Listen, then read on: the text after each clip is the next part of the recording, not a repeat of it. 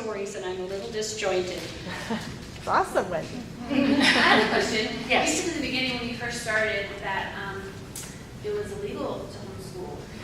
It wasn't illegal, it just was unknown. Wasn't, okay. Were you part of that group that helped spur that along? Mm-hmm. Yeah, can you Yeah. share a little bit about Okay. that? We had a small group in Maple Ridge, and we went to the, what was it, the Commission on Education. It was, all the educators came in, and the homeschoolers of us sat chatting with them. And they asked us questions, and we answered as best we could. Actually, I was not involved in anything that went down that was legal. We were just on record as having spoken up, I guess. But Wendy Livingstone, and she's no relation to us, was in the Interior, and she started the original group, CHEA, C-H-E-A, and that was, I think hers might have been Christian Educators, Christian Home Educating Association, something like that. And then that evolved into BCHSA, and Grace Jorgensen had originally been involved with CHEA in the province. Then she branched off so that she could do the conventions. So she was BCHSA.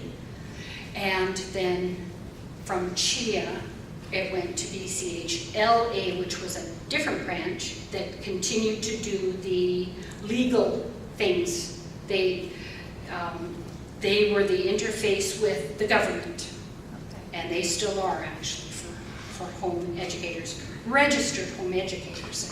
So there is a big difference between the two branches of homeschooling. But even still, that core of women made the way for us to be doing what we're Yes. doing right now. In a sense, they were the pioneers, founders, so to speak, of our, you know, yes. of what we have. And I think I didn't know for a long time, and just opening my mind to that, and there was a group of women that paved the way for us to do what we're doing is huge. And for us to keep that in mind, that it is a right and a privilege to be able to do what we do. Yeah. Thank you for that. Well, I thank them. When I was first starting out and I knew absolutely nothing and I didn't know where to go and what to do, I heard of Wendy Livingstone's group. They were meeting in Maple Ridge, or Mission, or Aldergrove. And I phoned her and I said, "Can I come to your meeting?" I said, "What do you guys do?" And you know yourselves, you guys all do different things. We're all home educating, but we all do different things. All of us, our family dynamics are all different. And every year is different. So don't ever feel bad putting your kids at school. I'd say, "You're doing what?" No. No, because the kids learn in all kinds of ways. And David really wanted to go to school. I'm glad he didn't go earlier. He said, I said, "What did you learn in school today?" And he thought about it, and he thought, "How do I shock my mother?" He said, "I know that they smoke a bong at the bus stop." Thanks, Dave. Thanks, Dave. But he did drop out of psychology class because they brought in a fortune teller. She was reading tea leaves and their palms and a few different things, and he said, "Okay, I'm out of here." And I thought, good, that was his choice, that was his decision. So he got a spare so he could do his homework for his other classes. And he came home and didn't do homework. And that was good. It was all good. Yeah. So lots of things to think about. You guys are doing great. If I can homeschool, anybody can. So you have just one at home now? I have a bunch of kids still at home. We sold the farm with thoughts that we would all move to Argentina, and that hasn't happened. So we're renting a house in Langley. It's got a basement suite, so my son and his wife and my granddaughter are there.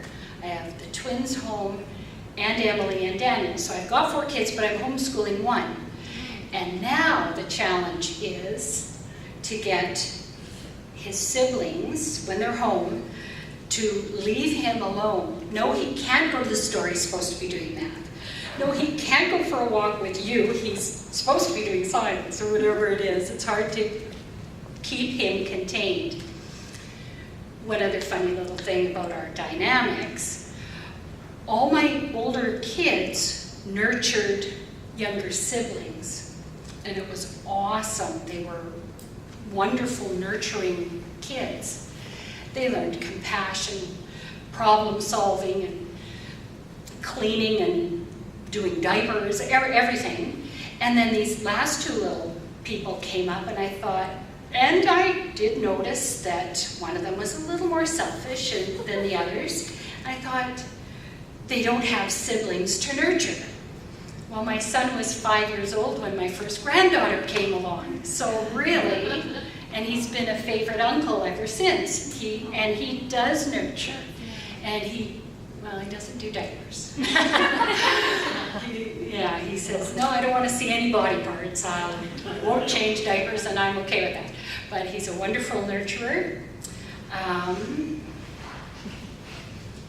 Lots of stories. Do you have any negatives about homeschooling that somebody said and you're thinking about something? I have a cute story, I'm sure, to spin something positive on it, almost anything.